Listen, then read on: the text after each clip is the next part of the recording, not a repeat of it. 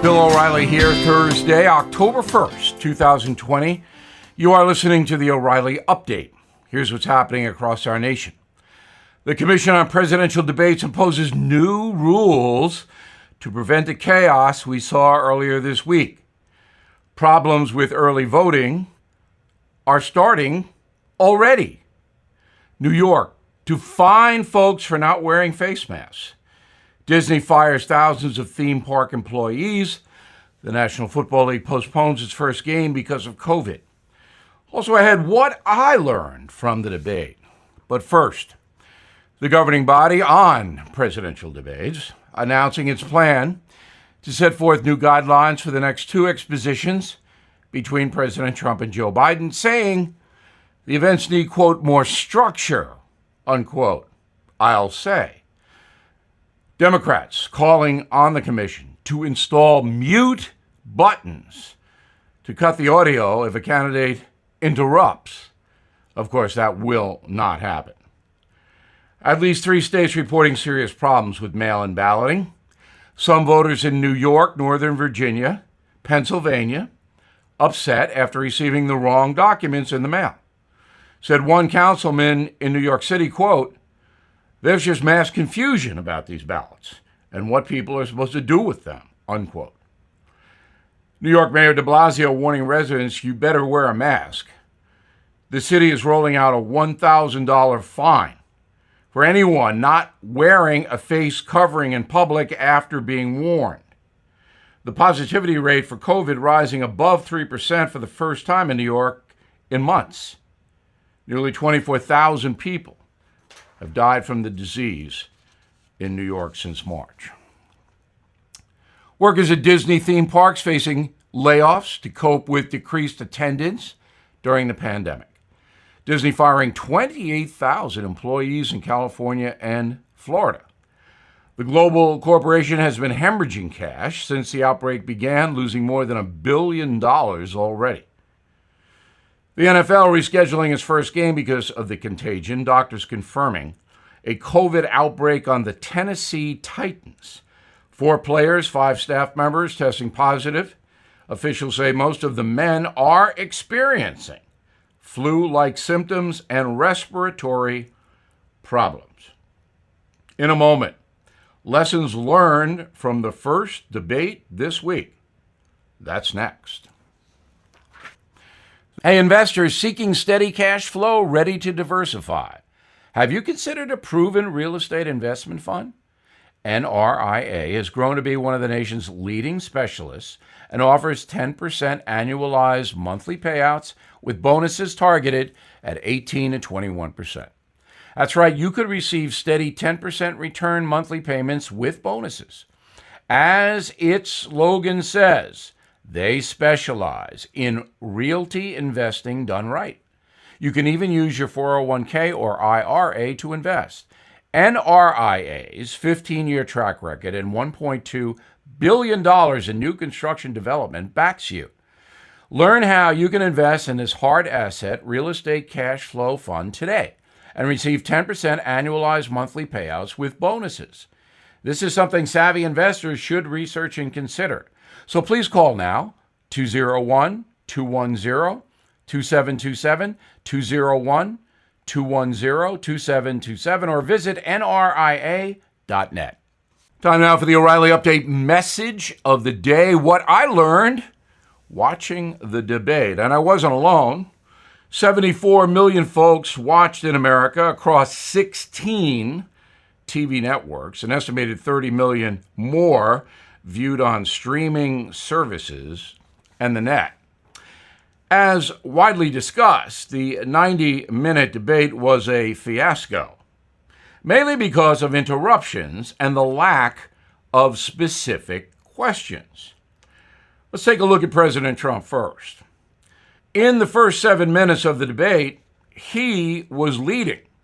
He was calm, deliberate, gave his answers in a very methodical way. But then Mr. Trump became agitated and frustrated because Joe Biden distorted his record and Chris Wallace, the moderator, did not correct the record because The debate rules stated the moderator can't jump in. And I told you that last week, that there was a flaw in the debate structure. So Mr. Trump started to interrupt, and it went downhill from there. Also, there were dodges to questions that Mr. Wallace allowed. There were misstatement of facts on both sides. And President Trump didn't restrain himself at all. You saw it. And he comes off as far too aggressive. That's what hurt him in the debate. I think he has the stronger political argument and the stronger record. But he loses massive style points in his posture that he's going to say anything, he's going to do anything, and the rules be you know what. Now let's take a look at Joe Biden. It's obvious that the former vice president is not in charge of his message, because he was asked a number of very pointed questions, specific questions, mostly by Donald Trump, not by Chris Wallace. Mr. Wallace's questions, as we pointed out yesterday, were far too windy, far too long.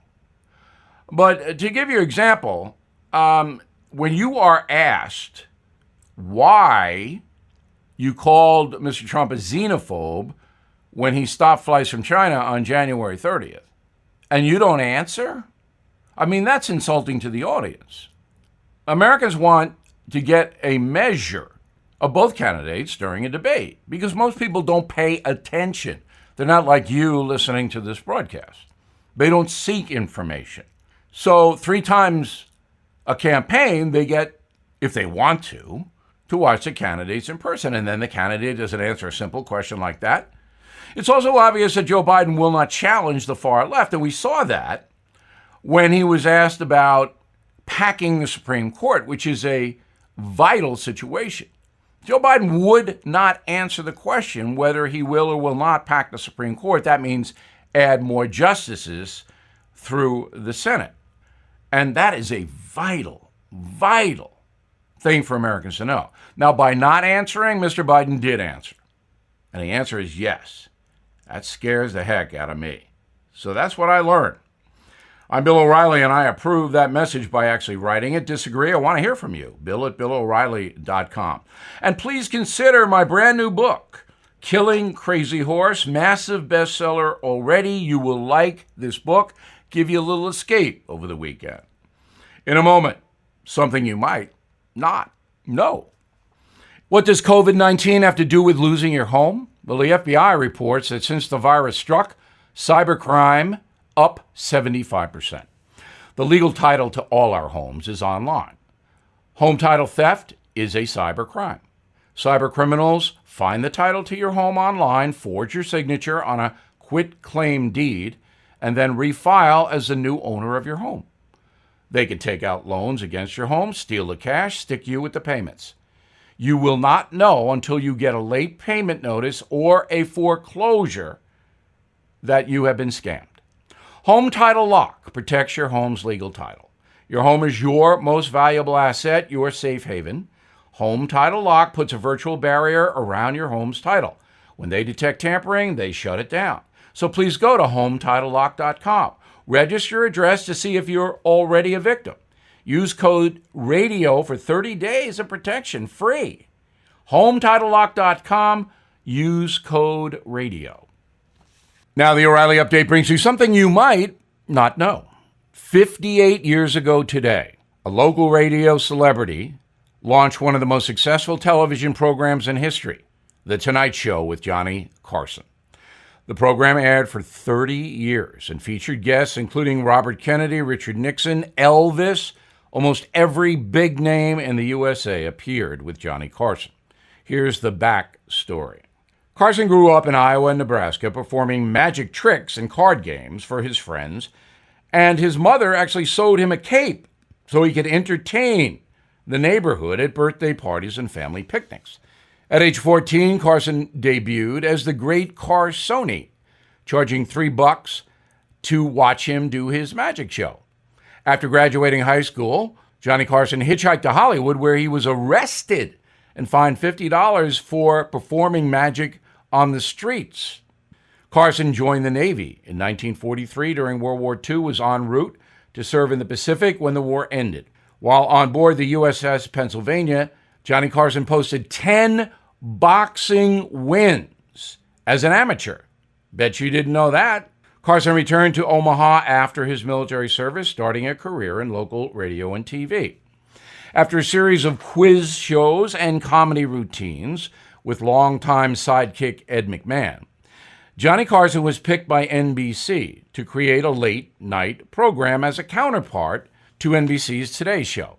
The Tonight Show began on October 1st, 1962. 10 million people on average watched Carson and his crew every weeknight for the next 3 decades.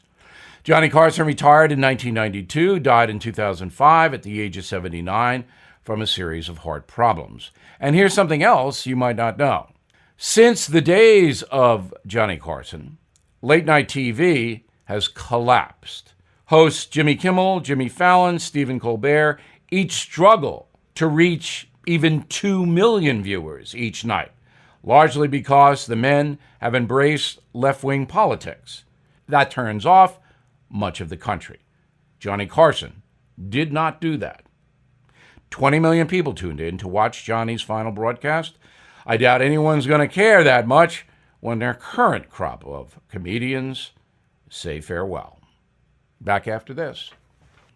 How bad is your back, knee, or neck pain? Mine was pretty bad. I played 4 sports when I was younger, and it's catching up with me now. I tried a lot of stuff to manage the pain. Ointments, pain relievers, fish oil, nothing worked. So a doctor friend of mine recommended Omega XL, and here's why. The underlying cause of painful, achy joints and muscles is inflammation.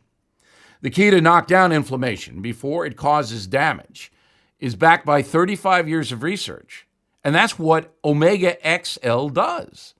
The doctor also says, quote, I can't write any prescription that comes close to what Omega XL accomplishes. She was right. So if you're suffering with painful, achy joints and muscles, stop wasting money and switch to Omega XL. Order Omega XL now and get a second bottle free. Visit omegaxl.com/bill, omegaxl.com/bill, or you can call 800-844-4888, 800-844-4888. Thank you for listening to the O'Reilly Update. I am Bill O'Reilly. No spin, just facts, and always looking out for you.